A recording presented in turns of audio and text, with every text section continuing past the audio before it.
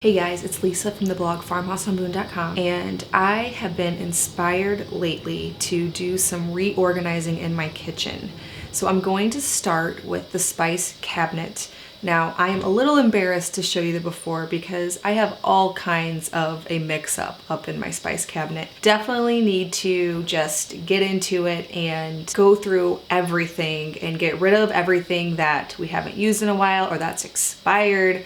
And I'm going to reorganize it into some jars and I'm going to label it. I'm even going to paint the insides of the cabinets with chalk paint because they were blue when we moved in, and I painted all the outsides and I painted the backs of most of the doors, but I did not paint the backs of the doors that the spices are in because, I mean, who has time to paint the insides of cabinets? But I'm going to do it now because it drives me crazy and I'd like to look into a nice, pretty spice cabinet. Ultimately, I'm going to completely rearrange everything in here because when we first moved in, I just started putting things in, plates in a certain spot, food in a certain spot, and I never really thought through the layout, and I'm excited to show you guys what I'm gonna do with it. So let's start with the spice cabinet.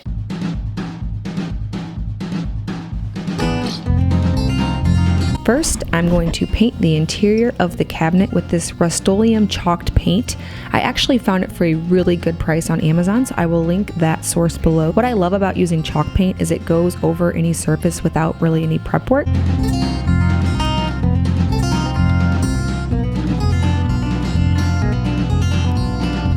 Label my spices, I'm just going to use the Sharpie paint marker.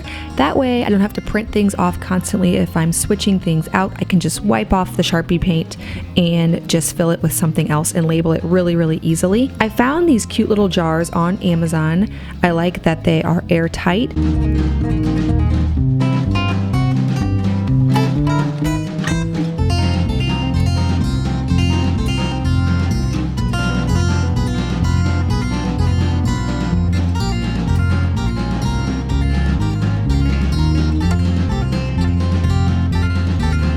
I had a couple of boxes sitting around my house that didn't really have a use anymore, and I was about to get rid of them when I thought of using them as a shelf. So I just put them on their sides, put some spices in front and then some on the shelf behind so that everything is nice and visible and easily accessible.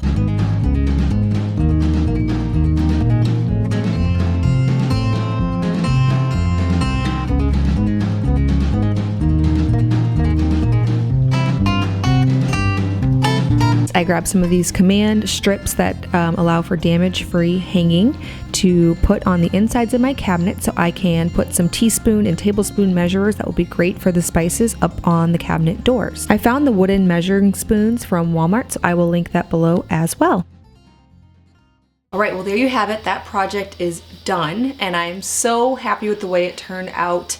I kind of want to leave my cabinets open at all times now, even though they have doors, because when you look in, everything looks clean. I can see what I have. I can see all the spices, and I think it was a successful project. Be sure to head over to the blog, farmhouseonboone.com, where I have a free mini guide, so it's a downloadable ebook style guide on 5 steps to an organized kitchen. I will leave a link in the description below for you to access that and get your hands on it. If you're new, please hit that subscribe button.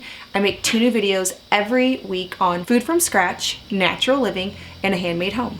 Thank you so much for stopping by the farmhouse.